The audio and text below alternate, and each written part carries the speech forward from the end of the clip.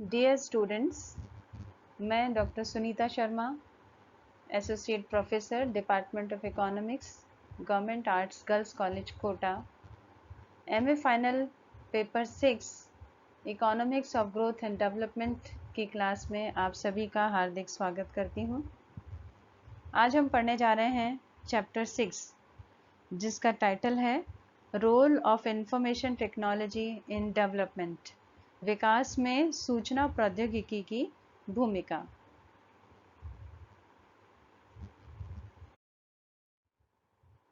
सबसे पहले हम सूचना प्रौद्योगिकी का परिचय प्राप्त कर लेते हैं। 21वीं सदी को सूचना तकनीकी या सूचना प्रौद्योगिकी का युग माना जाता है। ये सूचना प्रौद्योगिकी किसी एक देश की आर्थिक वृद्धि का ही वाहक नहीं है, बल्कि पूरे विश्व की आर्थिक वृद्धि का वाहक है। It is not the bearer of economic growth of a single nation but of the whole world. एक देश के प्रत्येक क्षेत्र में होने वाली वृद्धि और प्रगति सूचना प्रौद्योगिकी के स्तर पर ही निर्भर करती है। इसके साथ ही तकनीकी जो टेक्नोलॉजी है वो केवल हमारे वर्क प्लेस पर ही इम्पोर्टेंट नहीं है, बल्कि हमारे दैनिक जीवन में और हमारे जो डे टू डे लाइफ है उसमें भी महत्व रखती है। भले ही हमें खाना बनाने के लिए किसी माइक्रोवेव का उपयोग करना हो या ऑफिस में किसी एक सुपर कंप्यूटर का उपयोग करना हो, तकनीक हर जगह काम आती है।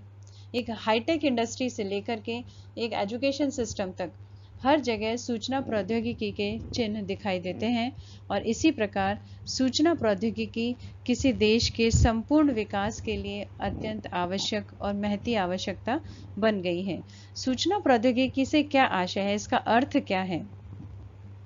तो वह तकनीक जो सूचना को संग्रहित रखने, परिष्कृत करने और स्थानांतरित करने के लिए विशेष रूप से बनाई जाती है, उसे सूचना प्रौद्योगिकी कहते हैं।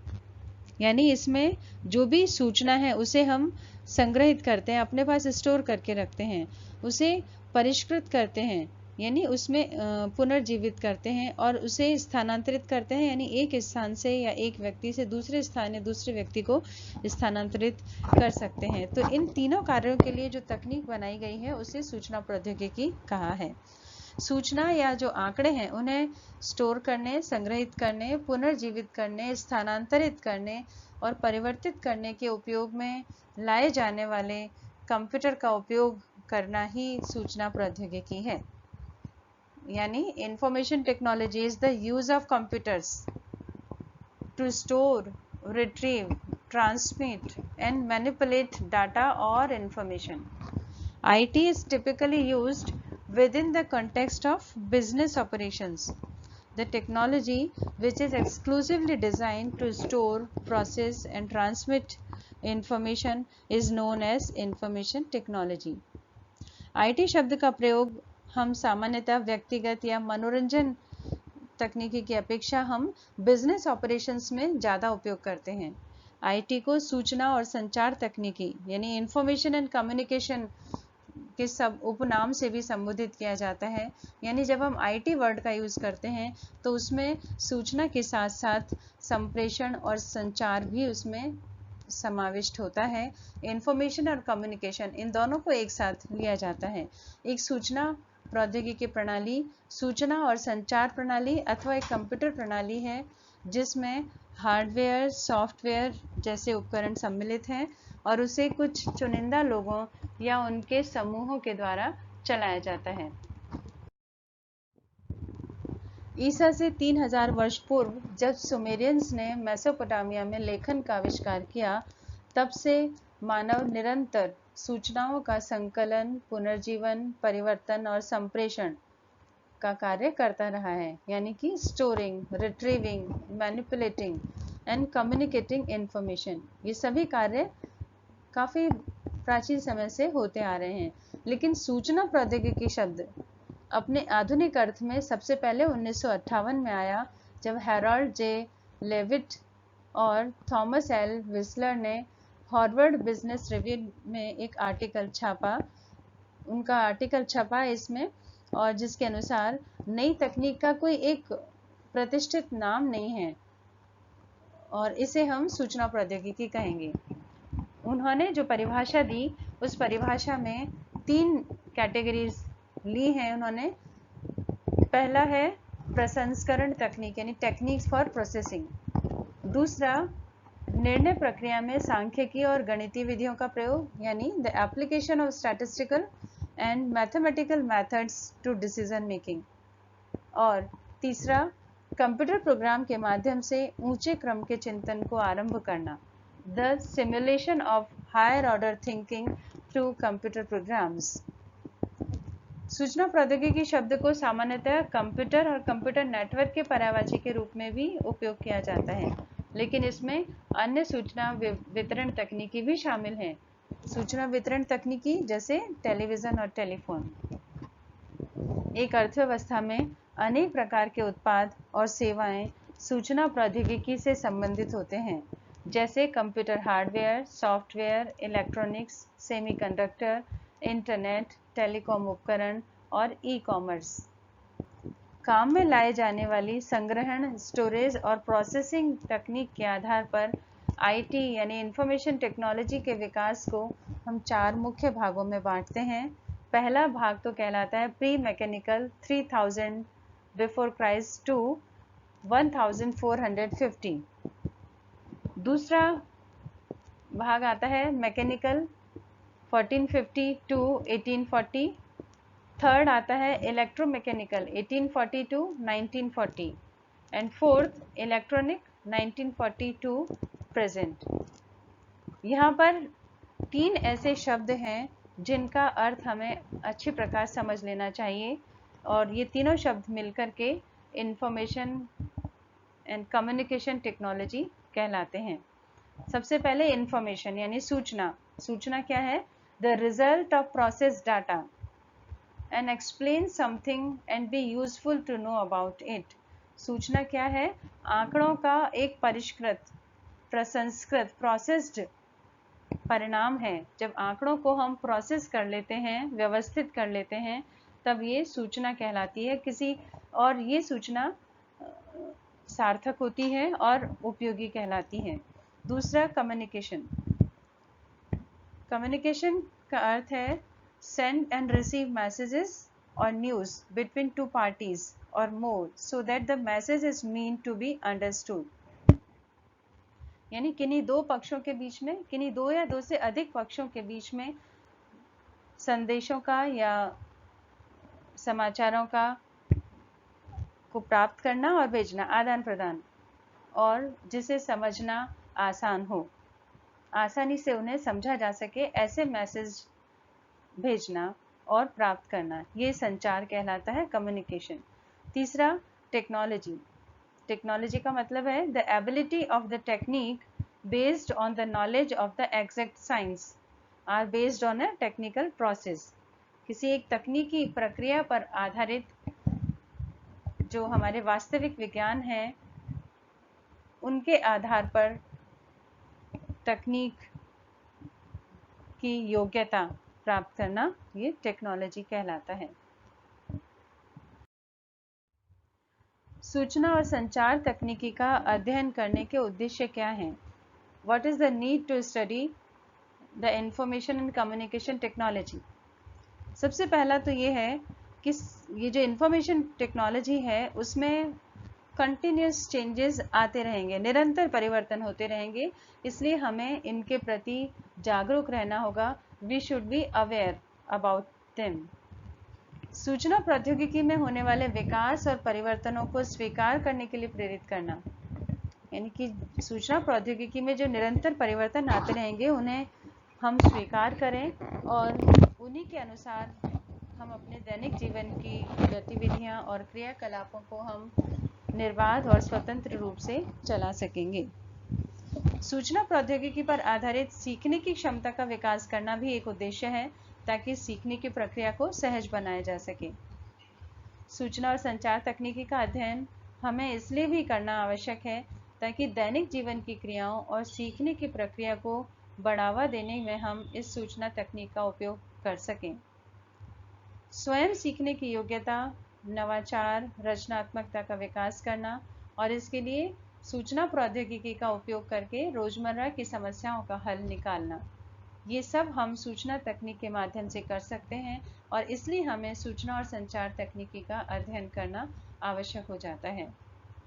ये देखा गया है कि सूचना प्रौद्योगिकी पर आधारित इंस्ट्रूमेंट्स का जब हम उपयोग करते हैं, ऐसे टूल्स का उपयोग करते हैं जिसमें कि इंफॉर्मेशन टेक्नोलॉजी का उपयोग होता है, तो ऐसे टूल्स का उपयोग करने से अनेक बड़ी बड़ी कंपनियों में भी हाई रेट ऑफ ग्रोथ देखी गई है। और इसके साथ ही वेरियस सेक्टर्स में इंडस्ट्रियलाइजेशन भी बढ़ा है और केवल बड़े शहरों में ही नहीं बल्कि छोटे छोटे शहरों में भी सूचना प्रौद्योगिकी को अपनाया जाने लगा है।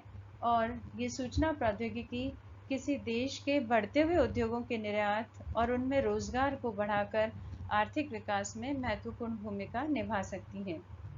इसके साथ ही उद्योग भी विभिन्न औद्योगिक क्षेत्रों में अपने श्रमिकों की दक्षता को बढ़ा रहे हैं, लागत को घटा रहे हैं और अपने जो इंडस्ट्रियल प्रोडक्ट हैं उनकी क्वालिटी इम्प्रूवमेंट करके देश के आर्थिक विकास को और व्यापक और विस्तृत करने में अपना योगदान दे रहे हैं और दे सकते हैं। किसी भी अर्थव्यवस्था में सूचना प्रौद्योगिकी का अधिकाधिक उपयोग अर्थव्यवस्था में सार्थक परिवर्तनों को दर्शाता है। यानी पॉजिटिव साइन है ये कि किसी भी अर्थव्यवस्था में इंफॉर्मेशन टेक्नोलॉजी का ज़्यादा से ज़्यादा उपयोग हो रहा है।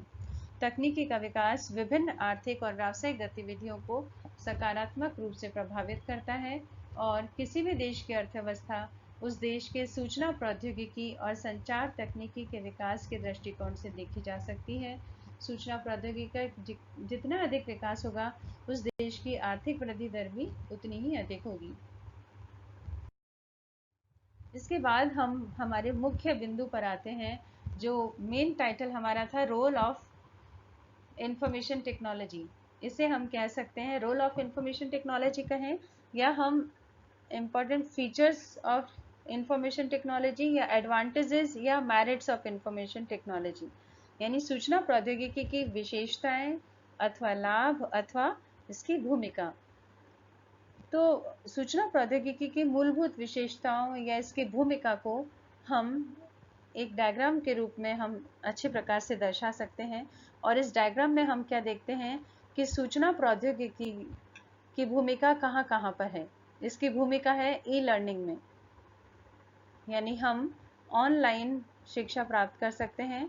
किसी भी देश के नागरिक जितना शिक्षित होते हैं आर्थिक विकास की दर वहाँ अधिक होती है, क्योंकि शिक्षित व्यक्ति राष्ट्र के विकास में अपेक्षाकृत अधिक योगदान दे पाते हैं।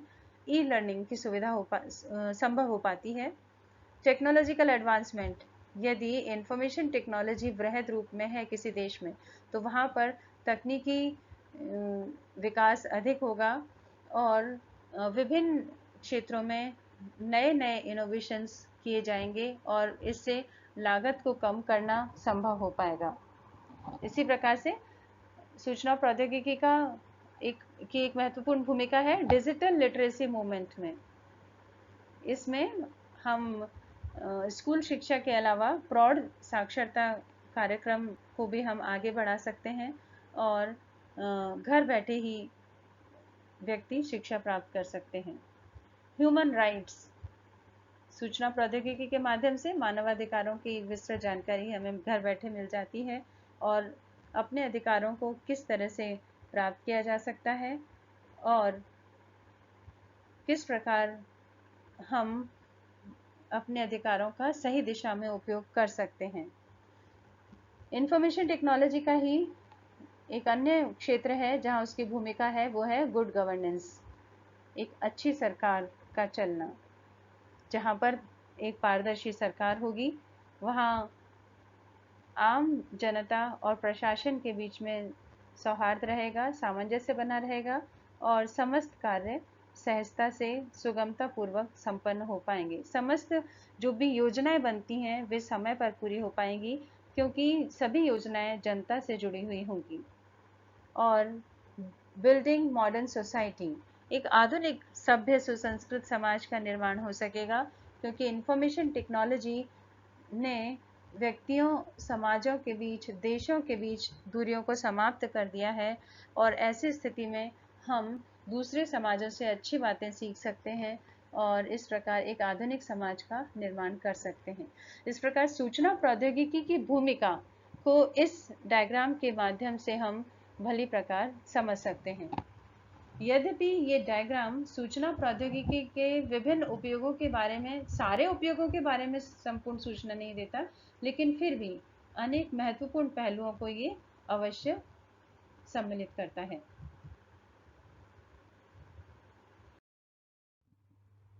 एक देश की अर्थव्यवस्था में सूचना प्रौद्योगिकी की मुख्य विशेषताएं, लाभ अथवा उसकी भूमिका।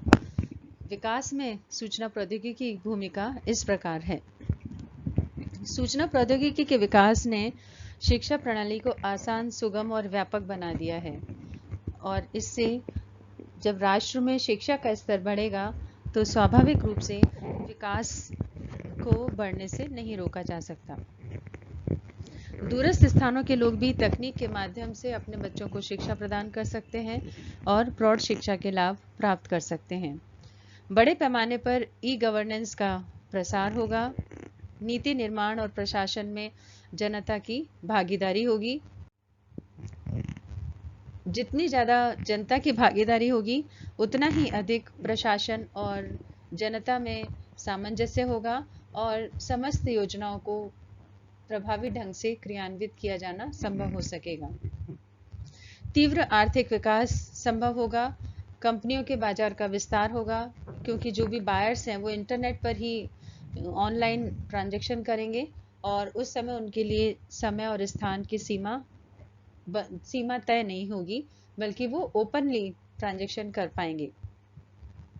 दूरस्थ क्षेत्रों का विकास होगा और सूचना प्रौद्योगिकी पर आधारित व्यवसाय, जिसे हम ई कॉमर्स कहते हैं, इसको एक कंपनी या व्यक्ति के साथ व्यावसायिक लेन देन करने की सुविधा मिलेगी और वस्तुओं की कीमतें कम हो जाएंगी, क्योंकि यहाँ ऑपरेटिंग कॉस्ट कम हो जाएगी। और जब लागतें कम होंगी तो वस्तुएं कम होंगी, सेल ज़्यादा होगी, बिक्री ज़्यादा होगी और इससे लोगों की आय बढ़ेगी। यह अपराधियों को पकड़ने में पुलिस को सहायता प्रदान करती है और तकनीक की सहायता से पुलिस अपराधियों को शीघ्र पकड़ सकती है।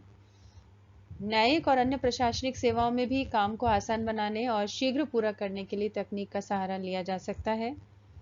आम आदमी के लिए यह अत्यधिक लाभदायक है, क्योंकि अब उन व्यक्तियों के खिलाफ वे अपने अधिकारों का प्रयोग कर सकते हैं और कानूनी कार्रवाई कर सकते हैं जिन्होंने उनके अधिकारों का हनन किया है। जहां श्रमिकों में दक्षता एवं ज्ञान की अत्यधिक आवश्यकता होती है, वहां प्रतिस्पर्धा बढ़ेगी। तकनीकी और आर्थिक विकास की प्रवृत्ति का रोजगार और श्रमिकों की वांछित योग्यता पर प्रभाव पड़ेगा। यह एक व्यक्ति का ही नहीं, बल्कि पूरे समाज की खुशी, प्रसन्नता और संपन्नता को बढ़ाता है। इसके अतिरिक्त ऐसे अनेक लाभ हैं जो दैनिक जीवन में सूचना प्रौद्योगिकी का और अधिक विकास करके प्राप्त किए जा सकते हैं, और ये सभी बिंदु हमें ये बताते हैं कि किसी भी देश के विकास में सूचना प्रौद्योगिकी का कितना महत्वपूर्ण योगदान है।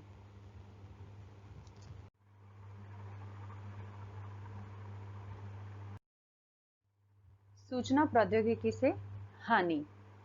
सूचना प्रौद्योगिकी समाज के लिए एक वरदान है, लेकिन इसके साथ ही इसमें कुछ कमियां भी हैं। तकनीक की सहायता से एक ओर जहां पुलिस अपराधियों को और आपराधिक गतिविधियों को रोक सकती है, लेकिन दूसरी ओर तकनीकी ने अपराधियों को भी आपराधिक गतिविधियां करने के नए तरीके सिखाए हैं और उनके लिए अपराध के नए द्वार खोल दिए हैं। बच्चों द्वारा तकनीकी का दुरुपयोग करने की संभावना अधिक होती है और वे गलत राह पर चल सकते हैं। कुछ विकृत मानसिकता के लोग तकनीकी का अनैतिक और गैर कानूनी उपयोग कर सकते हैं। इंटरनेट के माध्यम से लेन देन करना आसान हो जाने के कारण प्रतिबंधित वस्तुओं के लेन देन को बढ़ावा मिलेगा। किसी व्यक्ति या संस्था के खातों में धोखाधड़ी होने की संभावना बढ़ जाती है, जिससे बड़ी वित्तीय हानि सहन करनी पड़ सकती है। वास्तव में ये सभी तकनीकी की कमियां नहीं हैं, बल्कि ये तकनीकी के दुरुपयोग हैं। दुरुपयोग के कुछ उदाहरण हैं, जैसे कि कार्डिंग है, cyber crime, hacking, cracking, violence. ये सभी सूचना प्रौद्योगिकी के दुरुपयोग के उदाहरण हैं और इस प्रकार हम देखते हैं कि सूचना प्रौद्योगिकी के विकास का मानव जीवन पर सकारात्मक और ऋणात्मक दोनों ही तरह का प्रभाव पड़ता है और तकनीकी के विकास के विभिन्न पहलू आम आदमी से जुड़े हुए हैं। सूचना प्रौद्योगिकी सामाजिक जीवन के प्रत्येक पहलू से जुड़ी हुई है, चाहे वह रोजगार का सृजन करना हो या आर्थिक, प्रशासनिक या अन्य कोई पहलू हो। तकनीकी के माध्यम से विभिन्न क्षेत्रों जैसे परिवहन, व्यापार, बैंकिंग, स्वास्थ्य, शिक्षा और अन्य क्षेत्रों की सूचनाएं आम जनता तक आसानी से पहुंचाई जा सकती हैं।